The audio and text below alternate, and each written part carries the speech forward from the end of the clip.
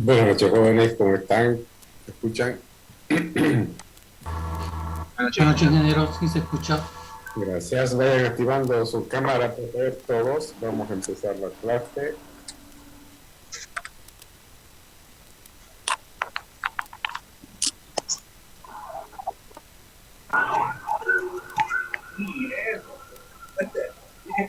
Buenas noches, ingeniero. Buenas noches.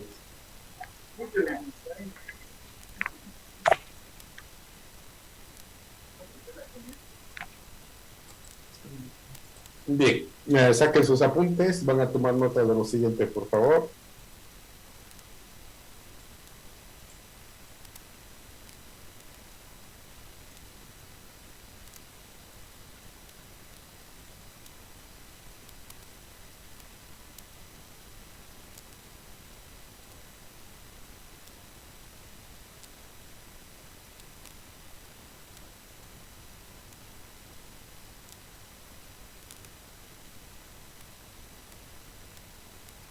Bueno, vamos entonces iniciando la clase. ¿Quién es José Díaz Flores?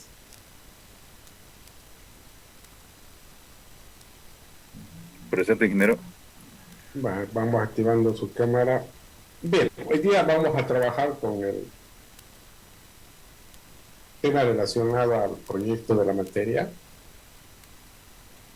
Para eso, vayan anotando lo siguiente, por favor.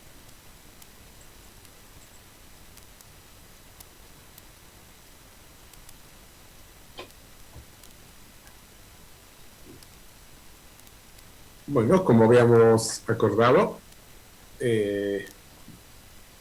parte de la evaluación de la materia es el desarrollo de un proyecto. En ese proyecto, en teoría, tiene que reflejarse lo que habíamos definido como un desafío en el ámbito de la ingeniería de software. Lo habíamos ya comentado en el semestre pasado, en ingeniería de software 1, que es la calidad, la productividad y la innovación. Como también, obviamente, los puntos que comentamos en las clases anteriores y mucho más aún todavía con los detalles que hoy día les voy a agregar. ¿Okay?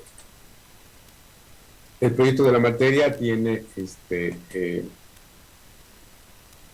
la posibilidad de ser un proyecto que convalide, por ejemplo, a taller de grado, como muchos ya lo han registrado, como también están aquellos jóvenes que van a continuar con el proyecto de software 1 y los otros que hay algunos que deben proponer un nuevo proyecto.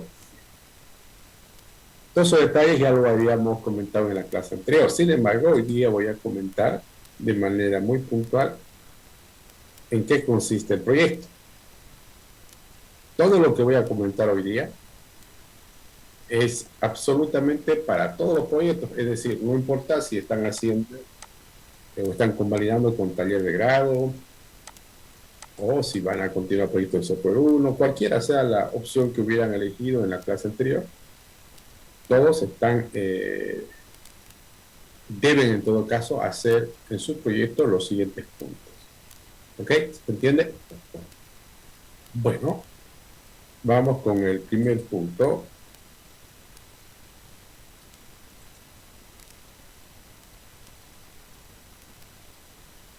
El primer punto consiste en la actualización o, en todo caso, la elaboración del PAPS. ¿Sí? ¿Qué es el PAPS? Habíamos comentado el plan de proyecto el plan de administración de proyectos de software.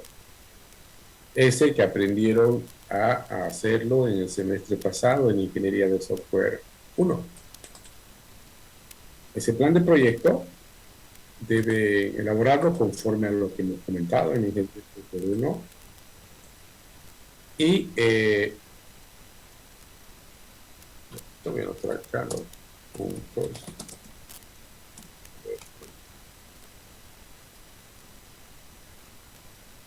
Les decía, el plan de proyecto lo debe realizar para el proyecto que van a trabajar en Ingeniería de Software 2, con todos los lineamientos descritos en Ingeniería de Software 1.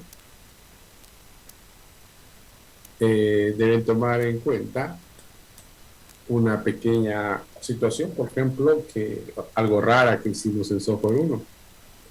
¿Qué hicieron en Software 1 el semestre pasado? Hicieron un proyecto. Pero lo raro fue que su planificación, bueno, entregaron prácticamente al final del semestre, ¿recuerdan? Sí, ¿por qué hicimos eso? Porque obviamente el contenido para elaborar un plan de proyecto lo hemos pues conocido durante el semestre. Entonces, al finalizar el semestre prácticamente entregaron ustedes su plan de proyecto y casi simultáneamente también entregaron el software. Cuando lo correcto es primero hacer el plan y luego obviamente el desarrollo. En este caso sí vamos a poder hacer eso. Debe hacer primero el plan y ese plan lo van a aplicar al proyecto de la materia. Y esto, anótenlo bien, lo van a entregar el 14.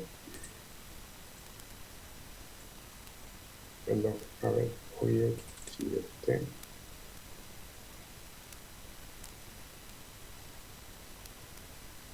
Sí, anoten el 14 de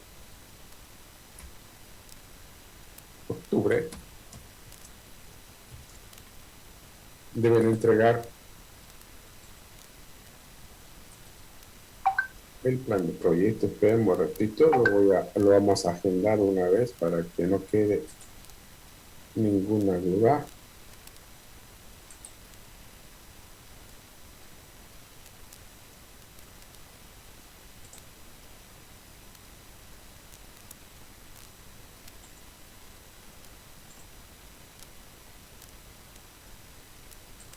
Entonces anotamos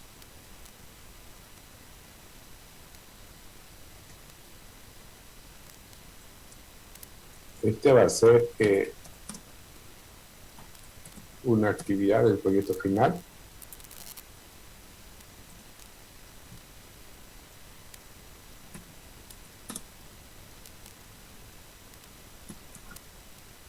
En PAPS.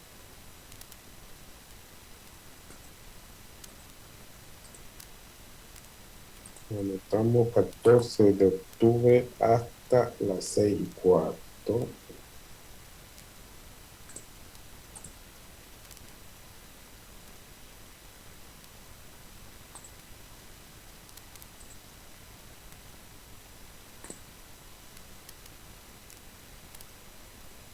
Lo van a subir en un documento en PDF por cada grupo, ¿no?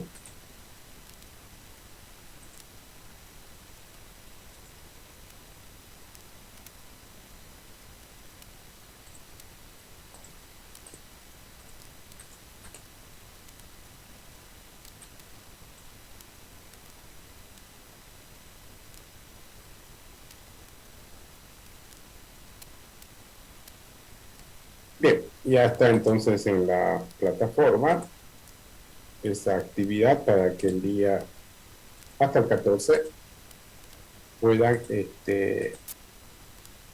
publicar el PAPS aplicado a su proyecto. Vamos con el punto número 2.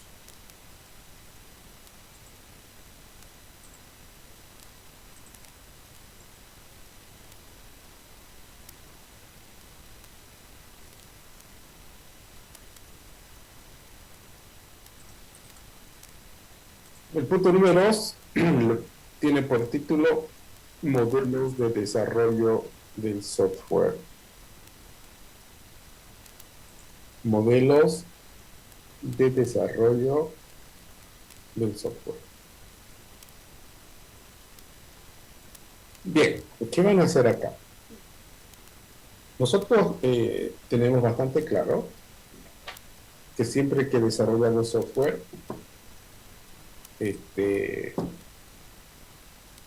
Lo hacemos obviamente a partir de un plan de proyecto. Y en dicho plan de proyecto básicamente se define todos los aspectos que ustedes van a seguir durante el desarrollo del proyecto. Lo cual obviamente va a quedar descrito en el documento que van a entregar el 14. En ese plan de proyecto, entre otros puntos, más allá de las estimaciones, el cronograma, etcétera, van a tener que definir el proceso de software que van a ocupar para el proyecto. Y todos, esto no tengo bien, todos, absolutamente todos, están, o deben en todo caso, ocupar como marco de trabajo para el desarrollo del software Scrum. ¿Ok? Pues anótelo. El proyecto debe ser desarrollado siguiendo todas las descripciones descritas en el marco de trabajo Scrum.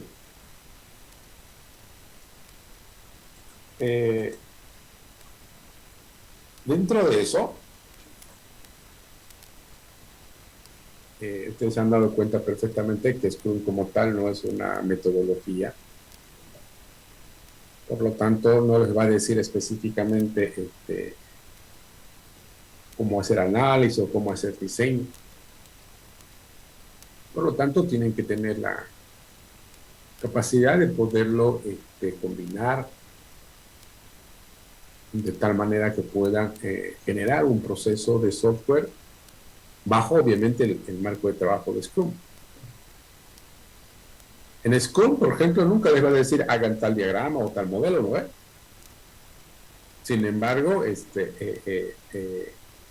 somos muy conscientes que como ingenieros de software tenemos que hacer modelos. Tendría que ser un software por demás básico, elemental, para que no requiera modelos. Entonces, pero tampoco, siguiendo el enfoque ágil, tampoco nos vamos a, llamémoslo así, a complicar usando una gran cantidad de diagramas. Nosotros no le vamos a llamar diagramas porque nuestro desafío no es, pues, dibujar los diagramas.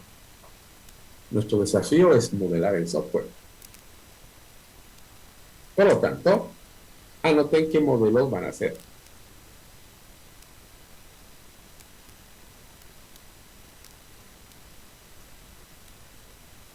Independiente del proceso de software que uno a veces ocupa, existen necesidades de modelarlo, repito, más allá de lo que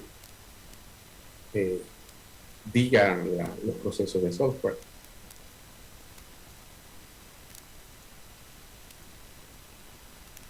Anotemos. Primero, necesitamos un modelo que nos describa el contexto del sistema, del software, en el cual seguramente se puede identificar fácilmente las posibles funcionalidades que tendría el software y sus interacciones con entidades externas. Denme un minutito, no se vayan.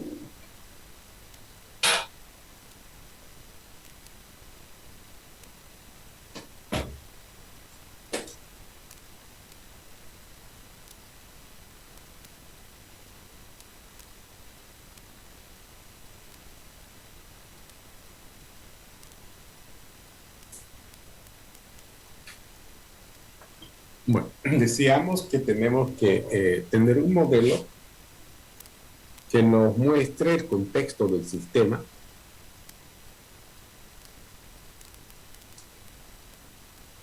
es decir, el sistema y sus elementos principales en términos de entidades externas al mismo. Ese es un modelo. Un segundo modelo, precisamos toda la parte de la arquitectura del software. tenerlo muy clarito.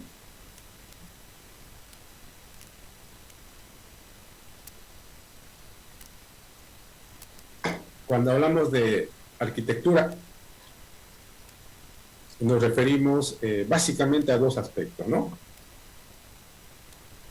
Por un lado, obviamente, la estructuración del código, del software, en términos de código, internamente cómo queda estructurado. Todo eso seguramente va orientado a lograr que el software sea lo suficientemente flexible, es decir, que facilite los cambios, que sea escalable, es decir, una estructura del software que nos permita que cuando toque de hacer algún cambio o mantenimiento en el software sea una actividad relativamente simple. Primero, que sea posible, y segundo, que no demore demasiado esfuerzo o tiempo hacerlo. Ustedes saben que uno de los grandes problemas que ocurre cuando se toca de hacer un software es que hacer cambios puede significar demasiado esfuerzo, y para mucha gente puede resultar más caro hacer un cambio a un software que de repente comprar uno nuevo. Se termina siendo obsoleto. O peor, ¿no? Hay uno que se toca acá y se cae por allá. Entonces precisamos una arquitectura lo suficientemente elaborada, que esté pensada justamente para posibilitar una facilidad en el ámbito de lo que es los cambios. Entonces, arquitectura, decía 2 puntos. Primer punto, la estructura, la organización del software, de sus artefactos, su código, pensando en alcanzar este propósito que es la fase de mantenimiento. Necesitamos ver un modelo, cómo queda eso. Segundo, en el ámbito de la arquitectura precisamos también un modelo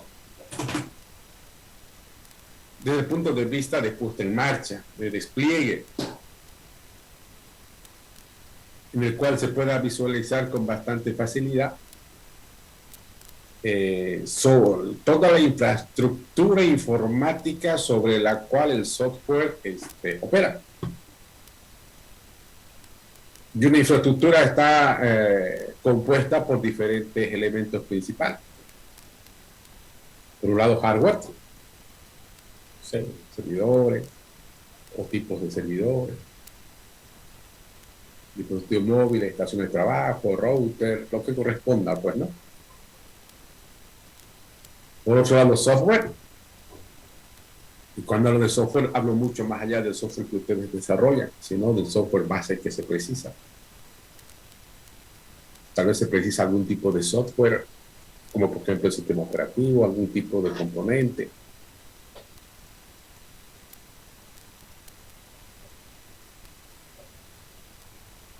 Motores, en fin. Y tercero, obviamente, los medios o mecanismos de comunicación, pues, ¿no? Sabemos hoy por hoy que todo generalmente está en la red. Entonces precisamos igual un modelo de arquitectura que nos permita visualizar la puesta en marcha, el despliegue.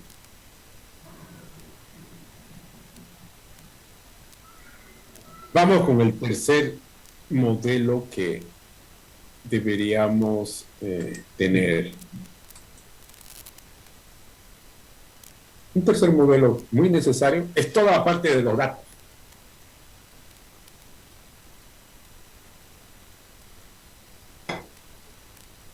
Nosotros sabemos que todo software mínimamente con los datos hace dos cosas. Por un lado, los almacena. Y cuando los almacena, pues los hace usando algún tipo de estructura, algún modelo de base de datos, lo que corresponda. Y segundo, obviamente el software empieza a procesar esos datos para generar información que el humano luego se lo convierte o lo transforma en conocimiento.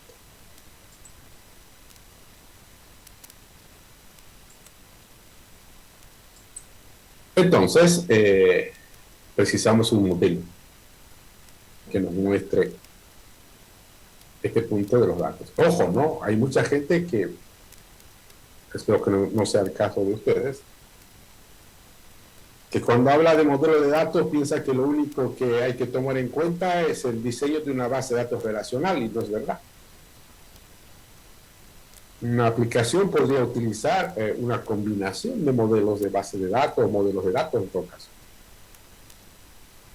Muchos seguramente van a combinar un modelo de base de datos relacional con uno que es no estructurado, por ejemplo, o de repente una base de datos documental.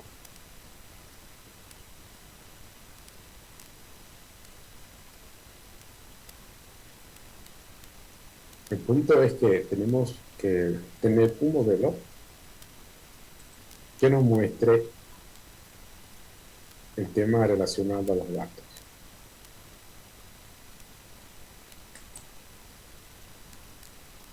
Ahora, ¿qué van a utilizar para modelar? Hace rato yo les decía que esta aplicación, que es el proyecto de la materia, deben trabajarla bajo el marco de trabajo descrito por Scrum, está bien. Seguramente ustedes van a organizarla en un conjunto de sprint, donde cada sprint, en teoría, no debe ser más de 3 o 4 semanas.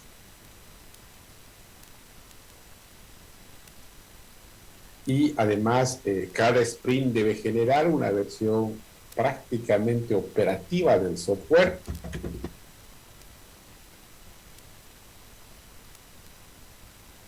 Y ojo, ¿no? Una versión operativa no es algo, una versión beta o alfa o algo por el estilo.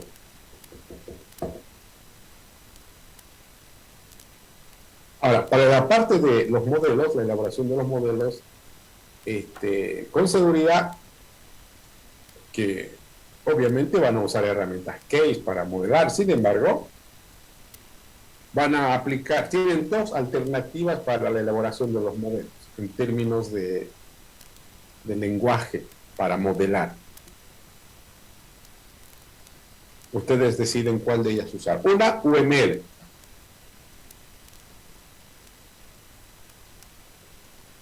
Y dos, opción 2, C4.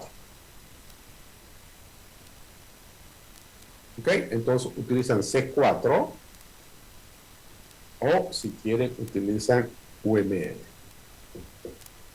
El punto es que el segundo punto a realizar para el proyecto de la materia es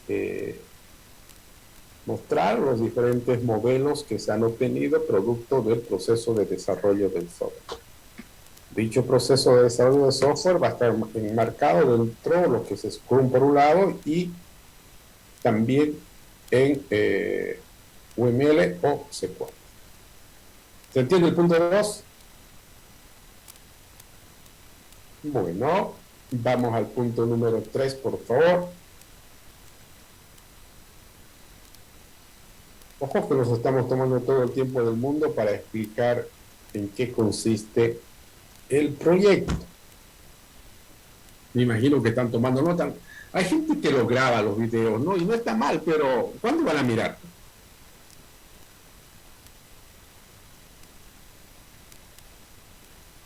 Pierden mucho tiempo volviendo a mirar toda la clase. Lo más normal es lo que hacían cuando iban a la clase, pues no tomen apuntes de lo importante y ya. Y déjenlo el video para cuando realmente precisan algo más detallado.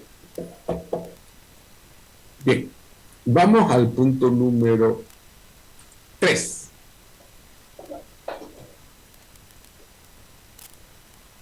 El punto número 3 se lleva por nombre Manual de Calidad,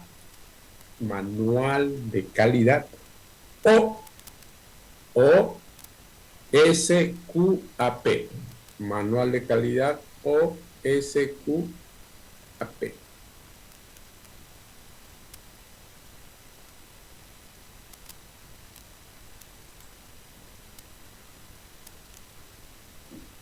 Bueno, sobre este punto, algo ya les había adelantado en la clase anterior. ¿Cuál es la idea de este punto?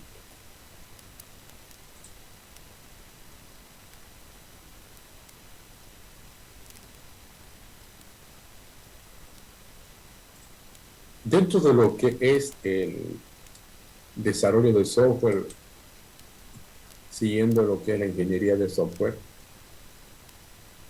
siempre nosotros hemos hablado que nos interesa generar productos de calidad. Sin embargo,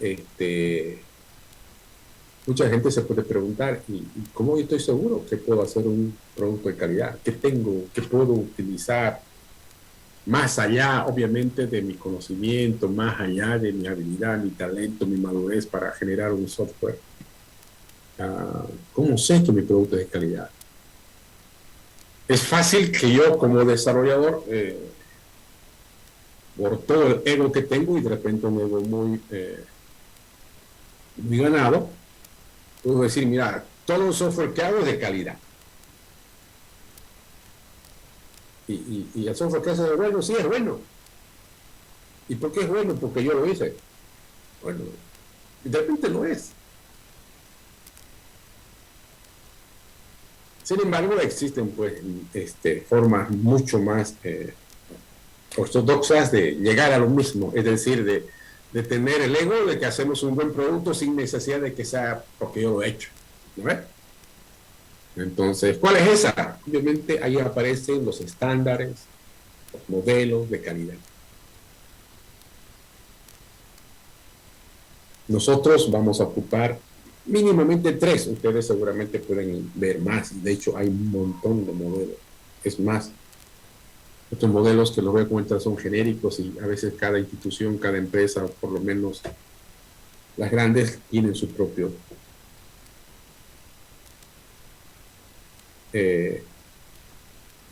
Y esto les había pedido que desde el primer día de clase lo empiecen a leer porque les va a tomar su tiempito.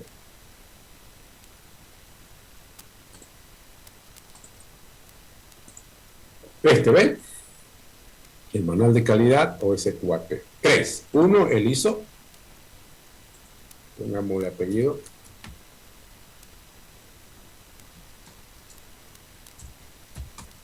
2, pues el 730.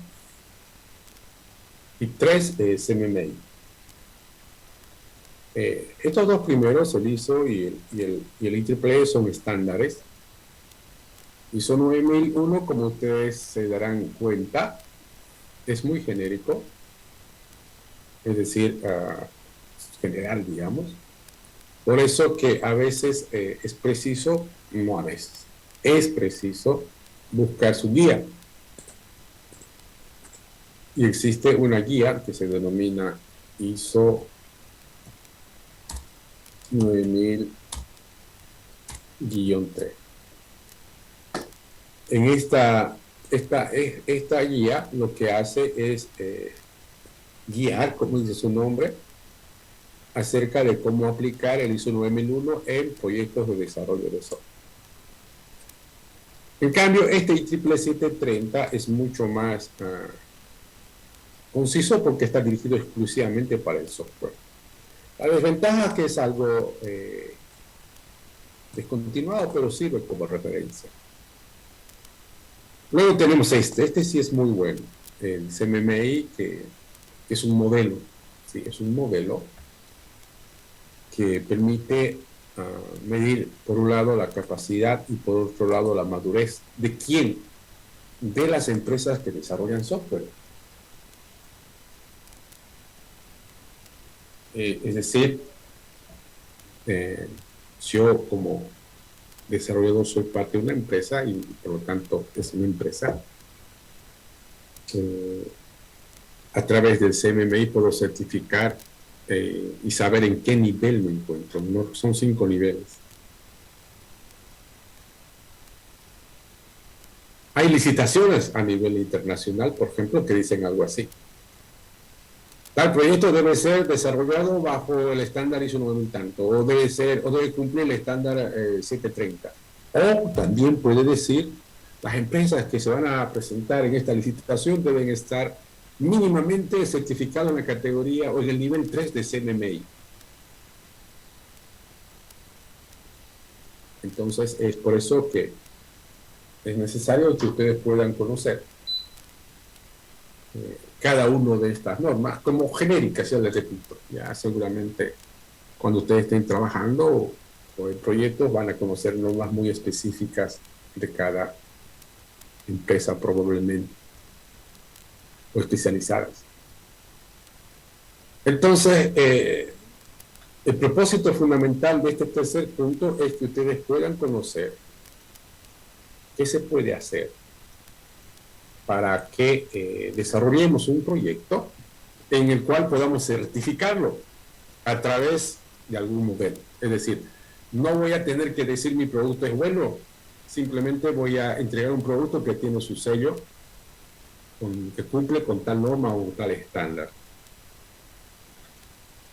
Entonces, ¿qué van a hacer ustedes? Van a construir su plan o manual de calidad. La calidad pues no se obtiene así por accidente, ¿no es cierto? La calidad normalmente se la planifica, se la gestiona, finalmente se la evalúa o se la mide. Entonces, para hacer eso necesitamos un plan. Y ustedes van a construir un plan para su... Ojo, aquí también un detalle. También les había dicho en la primera clase.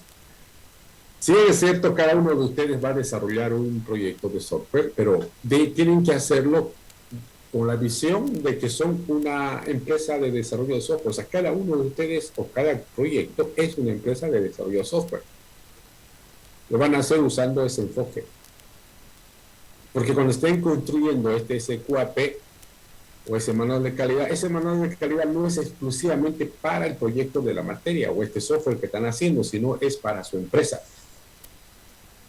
De tal manera que cualquier software que sea en esa empresa se tiene que hacer con esas políticas de calidad, con esa visión, con esa misión, con todo lo que se ha descrito ahí para la empresa. ¿Se entiende? Entonces, vayan leyendo. Va a haber una clase donde vamos a hablar exclusivamente del SQAP. Y el día que yo termine esa clase, voy a ver, anótenlo la fecha. ¿Cuándo van a presentar el SQAP? Anótenlo. El SQAP ustedes lo van a presentar el día que yo termine de hablar de SQAP. ¿Qué quiere decir? Por decirles, hoy es martes. Jueves, ¿no? Jueves. Vamos a suponer que el martes avanzamos el tema de SQAP conmigo. Entonces, como estamos avanzando el día martes, el jueves siguiente, es decir, la clase siguiente, tendrían ustedes que estar trayendo el SQAP aplicado a su proyecto. Entonces, si ustedes recién se van a poner a leer ISO, CMMI, triple, no les va a alcanzar el tiempo. Por eso les digo que vayan de una vez leyéndolo, para que cuando hagamos la clase, todo lo que ustedes tengan que hacer es estructurarlo, sintetizarlo y generar su correspondiente SQAP aplicado al proyecto, a la empresa de ustedes.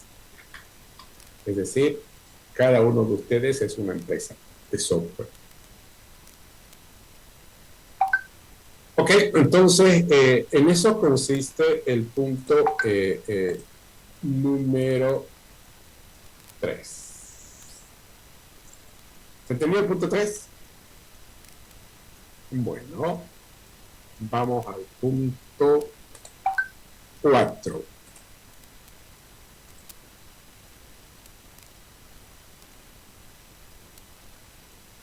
El punto número 4, anótenlo el título o el nombre. modelos de desarrollo en formato digital.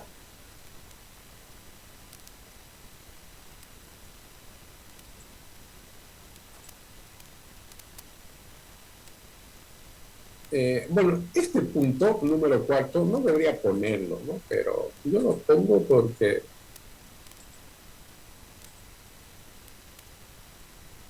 ocurre en el punto número 2, fíjense, en el punto número 2, ahí hablamos que tienen que ser modelos, ¿no? Sí, o sea, y obviamente ustedes me lo van a mostrar en un documento, en un PDF seguro. Pero a veces pues resulta que hay gente, jóvenes, que de alguna manera, en vez de modelar, dibuja.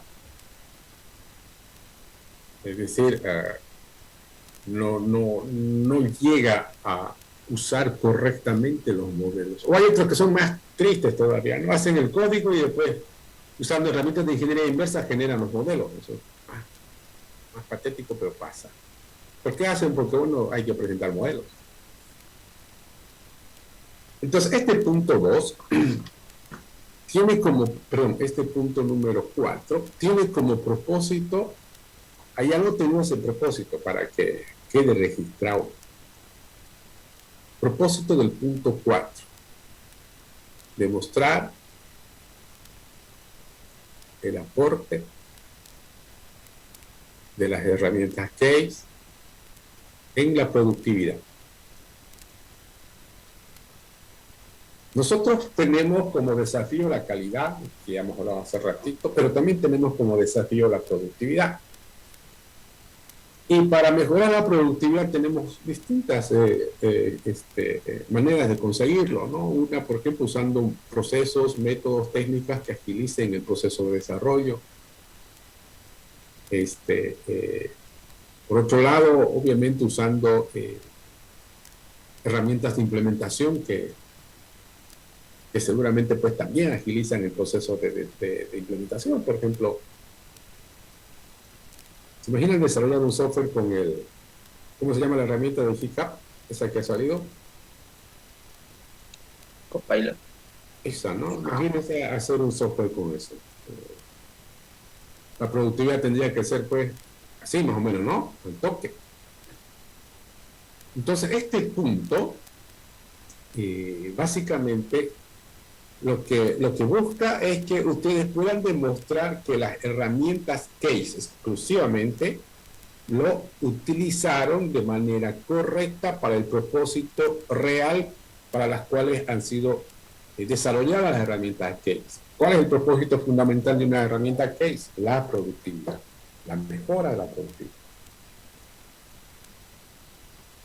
Por eso es que ese día, cuando toque de presentar este punto, ustedes les van a mostrar los modelos, pero no en un PDF, ni en un Word, ni mucho menos. Sino me van a compartir su pantalla y me van a mostrar la herramienta CASE, que de repente usaron una o dos, o combinaron. De repente está integrada a su entorno de desarrollo. Y tendrán que demostrar que evidentemente la herramienta la usaron con ese propósito. ¿Cómo es que han conseguido que su herramienta les haya acelerado o mejorado en todo caso la productividad? Una manera muy interesante de hacerlo, por ejemplo, es la generación de código. Hay mucha gente que generación de código solamente lo reduce a generar el script de la base de datos. Eso no es nada, pues no es. Existen aplicaciones de software, no todas,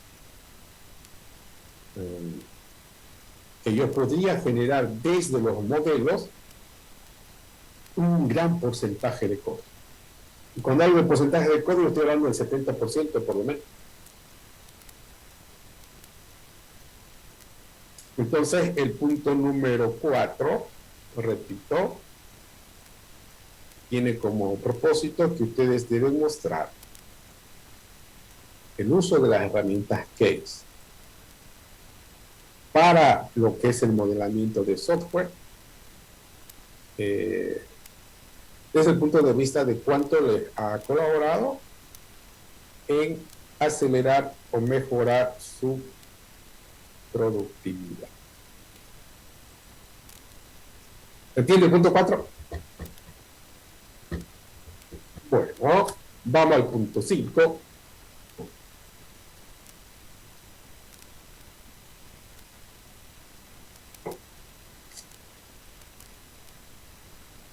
Punto 5.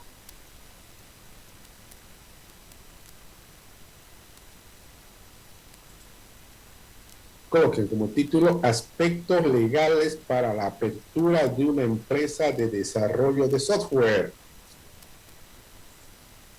Repetimos, aspectos legales para la apertura de una empresa de desarrollo de software. ¿Cuál es la idea de este punto? La idea es esta. Como estamos anunciando, cada uno de ustedes va a ser una empresa de desarrollo de software. Cada uno de ustedes, o cada proyecto, porque puede ser de a 2 alumnos. Y la idea de este punto es que ustedes puedan conocer, tener un conocimiento bastante completo acerca de los procesos que uno debería seguir si realmente quisiéramos aperturar una empresa de desarrollo de software. Imagínense, no sé, yo veo que hay 2, 3 jóvenes de ustedes que se quieren asociar y formar su empresa de software. Y lo primero que van a preguntar, entre otras cosas, seguro es eso. ¿Cuáles son? ¿Qué tenemos que hacer? Entonces, ahí es donde ustedes tienen que seguramente conocer. A ver, hay algunos elementos que son bastante obvios, ¿no? Por ejemplo, procedimiento para obtener un NIT. Y seguramente hay NITs de todo tipo, ¿no? De acuerdo a las categorías. Se van a enterar, los que no saben se van a enterar que hay diferentes según la actividad, el área, si es unipersonal, si es una SRL, una SA, o sea, van a tener que leer eso. O sea, no se van a hacer expertos, pero tienen que tener idea. 2, seguramente la alcaldía. ¿Cómo se obtiene un permiso de alcaldía? ¿Cuáles son los requisitos, los pasos? 3, funda empresa. Ese funda empresa que ahora el Leo no es el Leo, no es el gobierno se lo ha vuelto a apropiar, aparentemente, porque ha estado mucho tiempo en manos privadas, pero ahora está volviendo al gobierno. Funda empresa. ¿Para qué sirve? ¿Cuáles son los pasos a seguir? El SICOES, dice, ¿qué es eso? De repente alguien quiere participar en una licitación de una entidad pública. Le dice, no, usted tiene que estar registrado acá, acá y acá. Tiene que saber dónde que tiene que estar registrado. Luego, obviamente, lo natural, pues, ¿no? Derecho de autor. Yo quiero proteger mi creatividad, lo que he hecho. En Bolivia, por lo menos, se denomina CENAPI, ¿no es? Entonces, ahí habrá que ver el CENAPI. ¿A cuál categoría nos corresponde registrar lo que hacemos? ¿Y qué tengo que llevar? ¿Y cuánto me protege? ¿De qué me protege?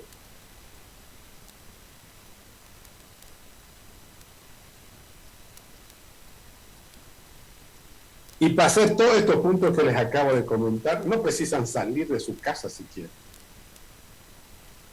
Ahí nomás en internet cada una de estas tiene su sitio web, entran y ahí está.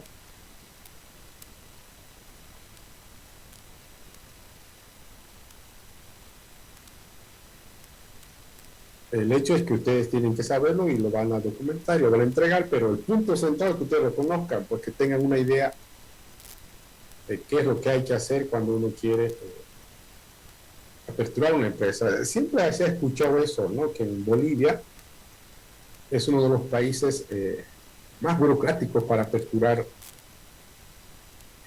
empresa, emprendimiento. Porque es terrible.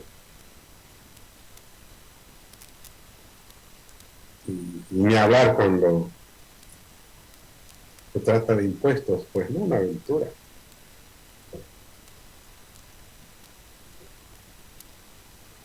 A veces es triste eso, el tema impositivo. Ahorita lo voy a comentar en el siguiente punto. Pero bueno, entonces a este punto número 5 está ligado al hecho de que ustedes tienen que tener un conocimiento lo suficientemente claro acerca de cuáles son los aspectos legales a tomar en cuenta cuando quisiéramos aperturar una empresa, en este caso de desarrollo de software. Bueno, vamos con el punto 6. Esperen un ratito, por favor, no se vayan.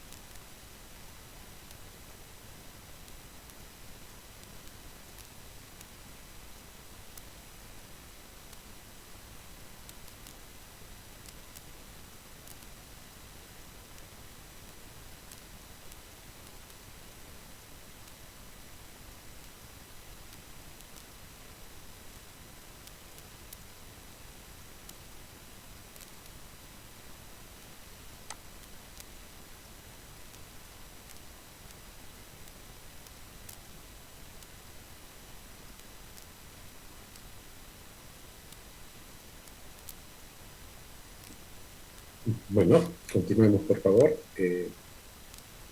Vamos con el punto número 6. Título: Infraestructura para la producción del software. Infraestructura para la producción del software.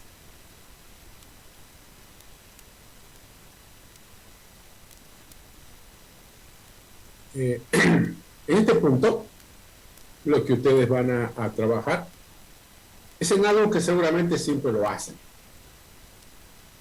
Pero esta vez lo que quiero que hagan es que lo documenten, pero más allá de todo, puedan indagar lo suficientemente detallado como para poder saber si realmente están usando una infraestructura de desarrollo acorde a nuestra época, inclusive a la coyuntura. ¿Qué es la coyuntura? La coyuntura normal de hoy nos obliga a pensar en un trabajo remoto o teletrabajo. También en el ámbito del desarrollo de software no es para nada raro que sean parte de nuestro equipo de desarrollo de software gente que está físicamente en otros países, los clásicos freelancers o cosas por el estilo. Sabemos que cuando desarrollamos software, el software es desarrollado por muchas personas, muchas, llamémosle encima de 5 personas.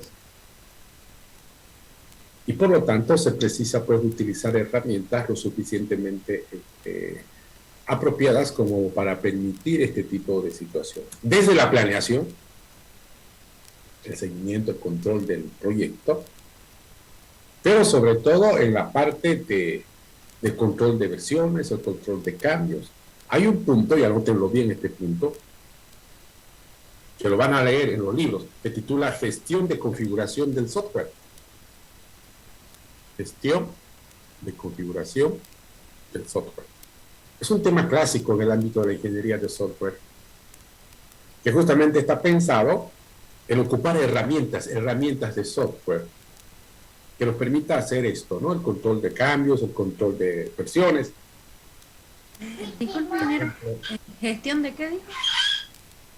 Gestión de configuración del software. Ya, gracias. Les decía, ¿bajo qué criterios, por ejemplo, estando en una versión 1 paso a una versión 2? O cuándo debería ser 1.1, 1.2. Es decir, tengo que definir criterios que me permitan hacer eso. Y también tengo que tener formas de trazabilidad, es decir, porque yo podría haber desarrollado un software y tener varias ramas por las cuales estoy siguiendo y en algún momento quizás necesito volver atrás por alguna razón. Es necesario en este caso, obviamente, ocupar herramientas del software, ocupar la nube como mecanismo de acceso y compartir información, utilizar software colaborativo. Lo más básico que usan es GitHub, yo sé, pero pueden seguramente complementar con otros tipos de software que también les asiste y les colabora en este ámbito de lo que viene a ser la infraestructura para la producción de software. Parte de su infraestructura, obviamente, también pues son las herramientas case, son los lenguajes de programación, los entornos de desarrollo. Tiene que haber una infraestructura. Entonces, en este punto, ustedes lo que van a hacer es justamente montar una infraestructura y finalmente, cuando corresponda, tendrán que explicarla cómo es esta infraestructura. Repito, basándonos en un desarrollo no presencial a escala seguramente pues global, ¿no? ¿Se entiende el punto 6? Bueno, vamos al punto 7. Punto 7. El punto 7 es su ventana al mundo. ¿Y qué es eso? Van a desarrollar su sitio web para su empresa. Desarrollar un sitio web para su empresa. Ustedes saben pues que hoy por hoy lo menos que uno tiene es eso, ¿no? Es un sitio web a través del cual nos permita estar en el mundo. Y bueno, mi sitio web, entre otras cosas, ¿qué debería hacer por lo menos? Más allá de demostrarme quién soy, qué es lo que hago, o cosas por el estilo, también yo debería poder utilizar el sitio web, por ejemplo, para publicar desde documentación, campañas de promociones, pero también, sobre todo, atención al cliente.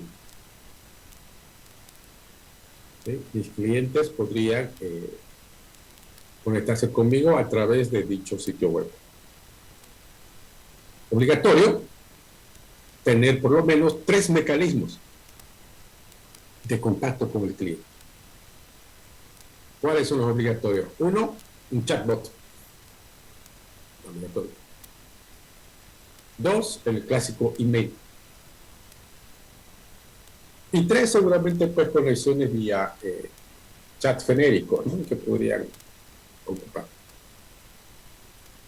Pero repito, el propósito central, digamos, de hacer este sitio web es que le pueda servir como una ventana, ¿no? Donde hay, si hubiera alguien que está interesado en ustedes, le busca a través del sitio web y deberían encontrar más o menos la información de su empresa. Si quieren descargar algún demo, algún beta, alguna documentación, hacer consulta, lo que corresponda.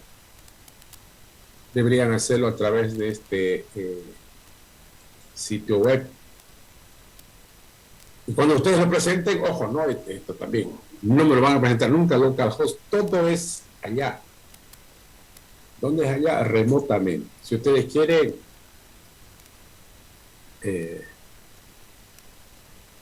en algún servidor suyo o rentado.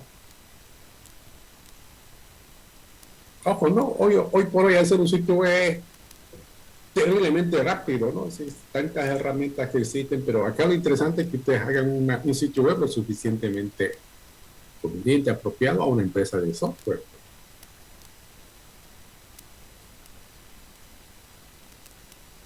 Bueno, ese es el punto 7. Vamos con el punto 8.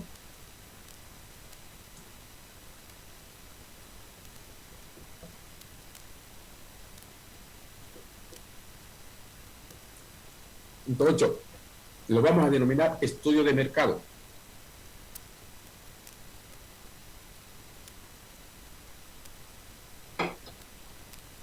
¿De qué trata esto?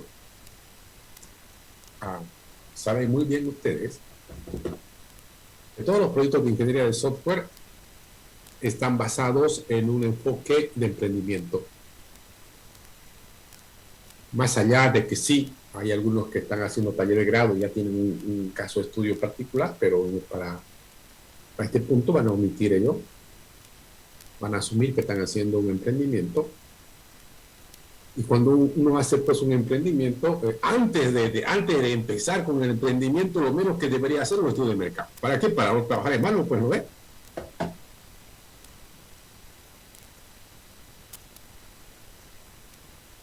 Y hablar de estudio de mercado, por un lado, obviamente, está el hecho de poder saber el mercado potencial geográficamente, característicamente, o sea, hay un montón de criterios que nosotros debemos utilizar para certificar el mercado. Seguramente en este punto ustedes van a tener que con seguridad contactarse, relacionarse, asociarse con gente especializada en este tipo de trabajo. Yo sé que ustedes llevan una materia donde aprenden estudio de mercado, pero sé que también a veces no le ponen pues el grado de interés que deberían ponerlo, a pesar y aprueban con 100 algunos. ¿Tienen una materia de estudio de mercado? No, marketing hay, ¿no ven? Okay.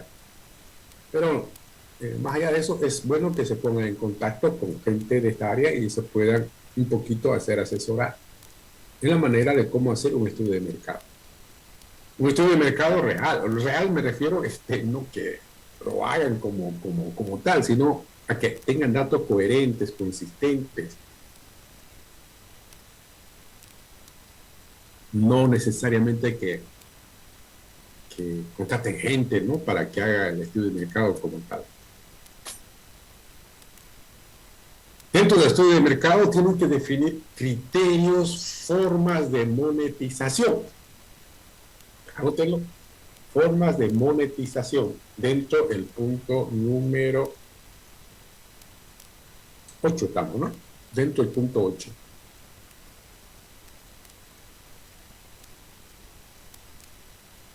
Ustedes saben que cuando hablamos de software, tenemos muchas maneras de monetizar una aplicación.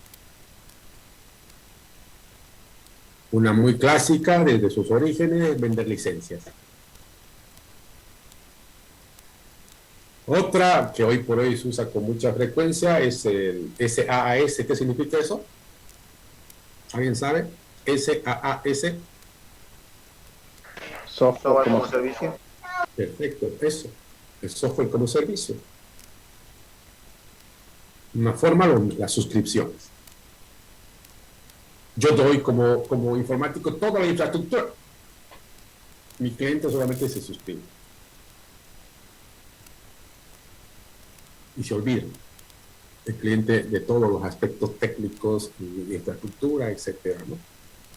Tiene ventajas, claro, las ventajas son enormes. De hecho, hoy casi todo el mundo usa este tipo de modalidad. Tiene desventajas también las tiene. Pero bueno, es una alternativa. Otra forma, de repente, pues poniendo publicidad en la misma aplicación. Otra manera, de repente, es colocando funciones que son libres, otras son de pago. El punto es que necesitamos tener bien definido cuáles van a ser o cuáles son los criterios o opciones para monetizar nuestra aplicación. Y cuando hablo de monetizar, obviamente estoy hablando pues de todo estudio de mercado más la monetización con costos, pues, ¿no? Con precios. No es que van a poner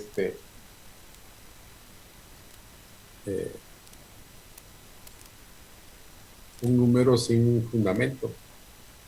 Ojo, en esta parte de los precios es lo que les decía hace rato. Cuando ustedes llevaron ingeniería de software 1, en teoría nosotros hemos aprendido a determinar el costo de un proyecto, o sea, cuánto cuesta desarrollar un proyecto. Eso hemos aprendido. Pero lo que de repente no sabemos muy bien es definir el precio de venta. En cuánto vamos a vender el software. Se hace el software, la licencia, la suscripción, lo que corresponda. ¿Por qué? Porque necesitamos más allá de aspectos técnicos, precisamos otros aspectos para definir el precio. Por ejemplo, hay que pensar en aspectos impositivos, en aspectos de la infraestructura, en utilidades, la competencia. Por eso es que es bueno que sí o sí traten de hablar con gente que más o menos lo entienda mucho más a esto, ¿no? El tema de impositivos, pero hagamos, fíjense cómo queda. Les doy un pantallazo que ustedes lo pueden confirmar o lo pueden enmendar si fuera necesario. Por ejemplo, del 100% de lo que uno típicamente cobra por una aplicación o por el servicio, por lo que esté haciendo, ¿con cuánto realmente se queda el desarrollador? Es pobre, es triste. Fíjense, se va un 13% para la factura. Se va un 3% para impuesto a la transacción. ¿Hasta ahí cuánto va? 16%. Luego se va al impuesto a la utilidad anual, si uno no tiene mucho respaldo, como no lo tenemos en el software, se va un 25%. ¿Hasta ahí cuánto va? 41%. Ahora, si la aplicación lo venden en una tienda como Play Store o Apple o el App Store, ¿cuánto los cobran ellos? Un porcentaje de entre 20, 25, 30%. ¿Cuánto les queda? Triste, ¿no? Pero bueno, entonces esos puntos ustedes se van a enterar, tienen que saberlo con precisión. No es nomás poner el precio y pensar que todo va a quedar con ustedes. Es triste la vida, pero así es. Y hay que saberlo, pues, ¿no? Porque tiene que estar claro. Por eso hay un detalle también que me interesa que lo tengan claro. Cuando ustedes forman su empresa de desarrollo de software, a veces uno comete ese error, solamente se relaciona con otro colega, con puro informático y quiere montar su empresa de software y cuando toca lanzarla se encuentra con un montón de cosas que no habían considerado. ¿Qué es lo recomendable? Lo recomendable es que hagan parte de su equipo, de su empresa, más allá de los capos en desarrollo de software, gente del área legal, gente que le entienda los aspectos legales, gente del área, llamémoslo, económica, gente que sepa hacer números, presupuestos, conozca el tema de los impuestos, impositivos.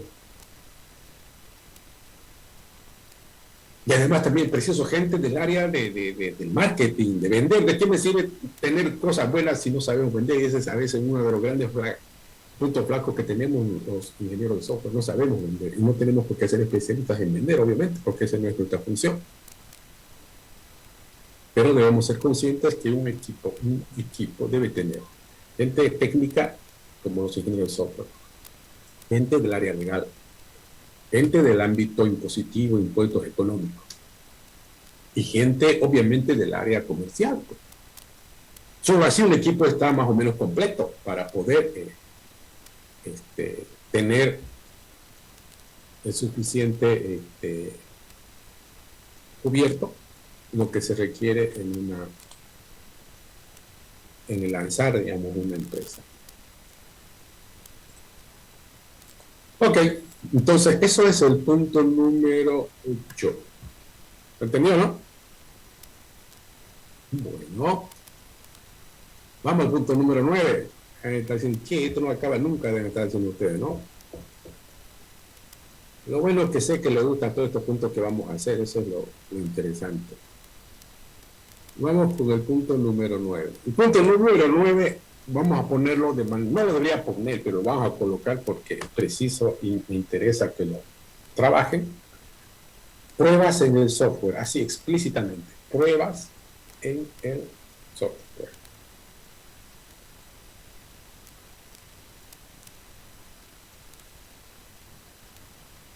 Ustedes saben que uno de los temas que muy pocas veces, a veces se va trabajado es el punto de las pruebas en el software. Hay mucha gente que pruebas en el software piensa que es, o se reduce en todo caso, a generar el software y antes de lanzarlo se imaginan un conjunto de escenarios, lo prueban, meten datos y todo está bien, lo publican y dicen que está aprobado. Entonces, con este punto, la idea es justamente conocer lo suficientemente de forma detallada en qué consisten las pruebas. Y ustedes lo van a hacer de tres maneras. Primero, a nivel teórico, van a leer en los libros de ingeniería de software métodos, técnicas, estrategias para hacer pruebas en el software.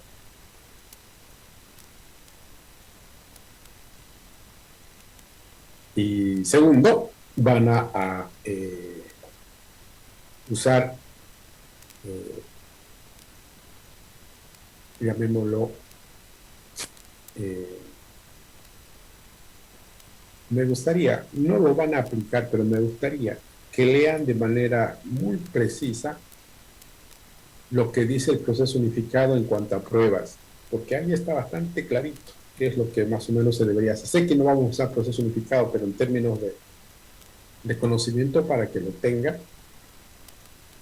Y a partir de ello, hablar de esto, ¿no? Métodos de caja negra y métodos de caja blanca. De todas maneras, más adelante, acá en clases, les voy a comentar un poquito más sobre pruebas en el software, ¿ok? Vamos a tener una clase donde vamos a hablar de pruebas. Y el tercer punto que tienen que trabajar en las pruebas en el software, uso terrible de herramientas. Herramientas de software para la realización de pruebas. Desde algo tan simple, por ejemplo, como JUnit o el Gmail o JMeter, hasta seguramente utilizar servicios para probar, por ejemplo, la vulnerabilidad de una aplicación web, el tiempo de respuesta, la integridad.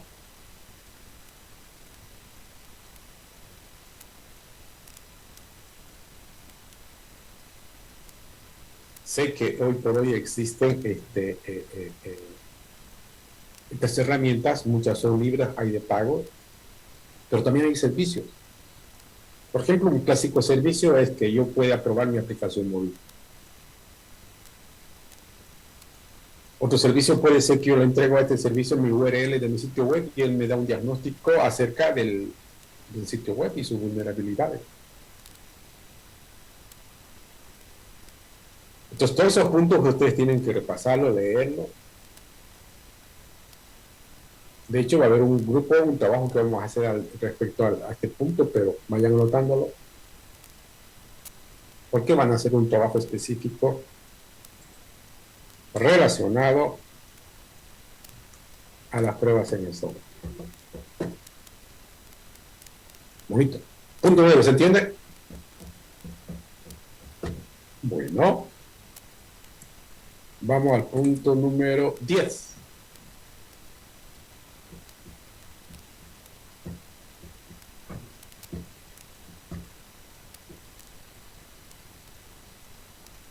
Punto número 10. Lo vamos a llamar así bien simple. Marketing. Marketing. Bien, ¿cuál es la idea de este punto número 10? La idea de este punto número 10 es que ustedes también, más allá de todo lo que comenté, deben conocer, deben saber las distintas formas, mecanismos de lo cual ustedes pueden echar mano para dar a conocer su producto.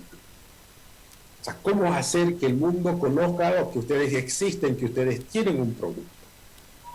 ¿Qué pueden usar? ¿Qué tienen a mano? ¿Cuánto cuesta? ¿Qué hay que hacer? ¿Cómo funciona?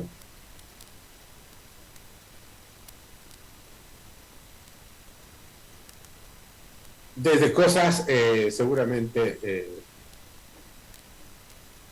físicas hasta cosas digitales. Por ejemplo, cómo es el tema de las expo.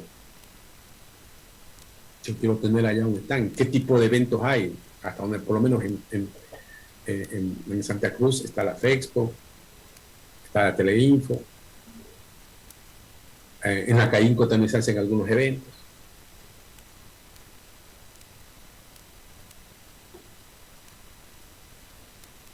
Pero también obviamente están todos los medios electrónicos, pues, no digitales, como por ejemplo las redes sociales, los anuncios en las redes sociales, usar el Google Ads,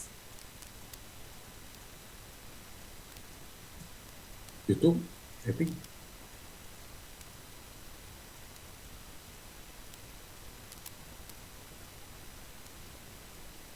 Entonces, repito, el propósito fundamental de este punto es que ustedes puedan conocer de qué mecanismos pueden echar mano o usarlo para lograr conseguir que lo que han hecho lo sepa el mundo. Repito, de nada sirve hacer algo si no se entera la gente, ¿no ve?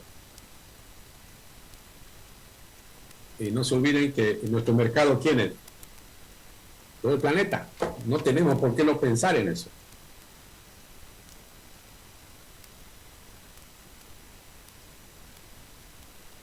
Un sitio web es un buen mecanismo, por ejemplo, de hacer conocer lo que tenemos. Pero si nadie conoce nuestro sitio web, nuestra URL, no pasa nada tampoco, pues no es.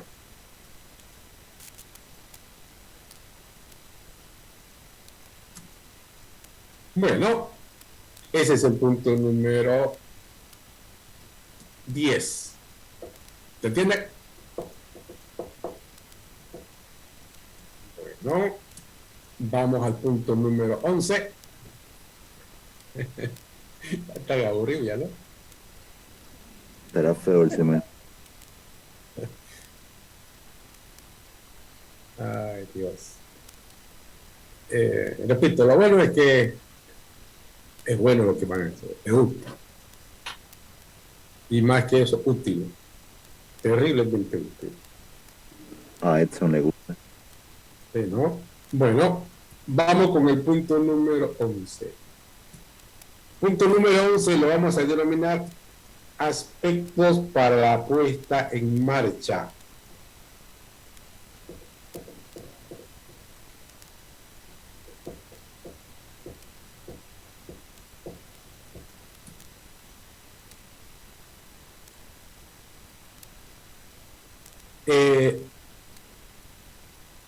Este punto tiene que ver con lo siguiente, ¿no? A ver, una cosa es la planeación del proyecto, otra cosa seguramente es el desarrollo, otra cosa es la publicidad, otra cosa es todo. Pero llega el momento de que cuando yo termino de desarrollar lo tengo que poner en marcha. Y para ponerlo en marcha obviamente también tenemos distintas formas de hacer. Pero seguramente entre las más convencionales es que yo debo conocer plenamente, y hoy por hoy la manera más normal de hacer es usar la computación en la nube. Por lo tanto, yo tengo que indagar, conocer cómo es que funciona. Yo sé que ustedes lo saben, pero otra cosa es que realmente lo lleguen a conocer y describirlo. Por ejemplo, diferencias entre Amazon, el AWS de Amazon, la nube de Google, Azure de Microsoft, Linux de IBM.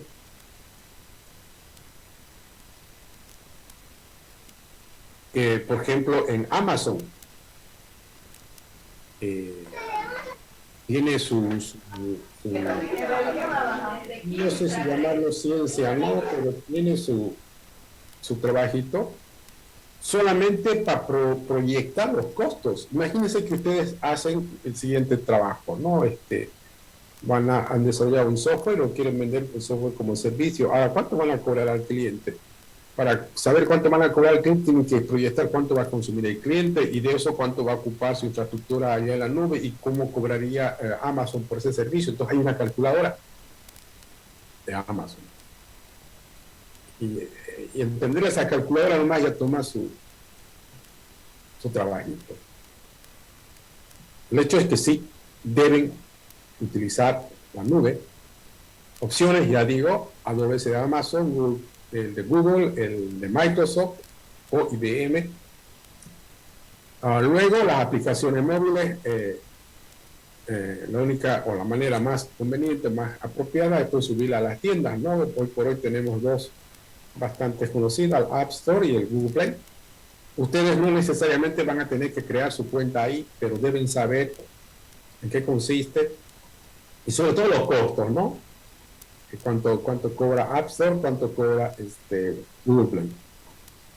Una cosa es lo que nos cobra por el espacio o por la tienda allá en Google Play o App Store, y otra cosa es si nosotros cobramos a través de ellos, seguramente hay que pagar una comisión a ellos, ¿no?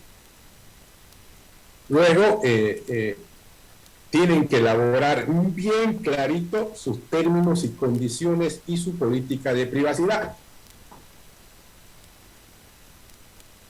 Hoy por hoy ustedes saben que hay muchas regulaciones que exigen que tengamos esto muy claro.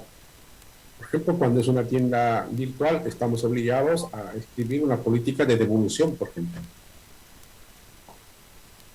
¿Sí? Entonces, ahí, repito, deben elaborar los términos y condiciones de su aplicación con su respectiva también política y privacidad. Otro punto dentro de los aspectos de puesta en marcha tiene que ver con el tema del soporte al cliente, ¿no? Es decir, cómo van a hacer un soporte a su cliente. Y parte del soporte, por ejemplo, es lograr cómo los usuarios van a aprender a utilizar la aplicación. Pondrán videos, pondrán tutoriales, pondrán manuales, no sé. Bueno, ese es el punto número 11. ¿Se entiende?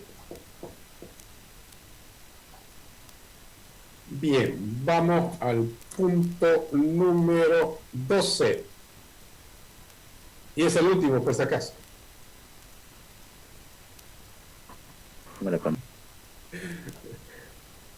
Bueno, el punto número 12, no debería decirlo, pero lo voy a decir porque también pasa. Y lo voy a colocar de forma explícita. El producto, el software debe ser una versión operativa. ¿Qué significa? Debe estar 100% terminada, correcta, principalmente de acuerdo a los factores de calidad que nosotros ya habíamos descrito previamente, y de todas maneras en la siguiente clase les voy a volver a comentar sobre estos factores de calidad. El hecho es que el punto número 12 deben asegurar que tienen un producto terminado, que seguramente ha sido elaborado pensando en cumplir los factores de calidad. Eso es todo, jóvenes. No sé si se entendieron los 12 puntos. En el transcurso del semestre yo les voy a ir diciendo cuándo entregan qué Sin embargo, si no les digo, seguramente lo van a entregar todo al final. Pero más probable que algunos les voy a ir solicitando conforme vayamos comentando. Por ejemplo, ya tenemos de 2 productos su fecha de entrega. El PAPS, que está para el 14 de octubre, y el SQAP, que lo hemos dicho una clase después que nosotros comentemos aquí en clases el SQAP. ¿Ok? ¿Tienen alguna pregunta?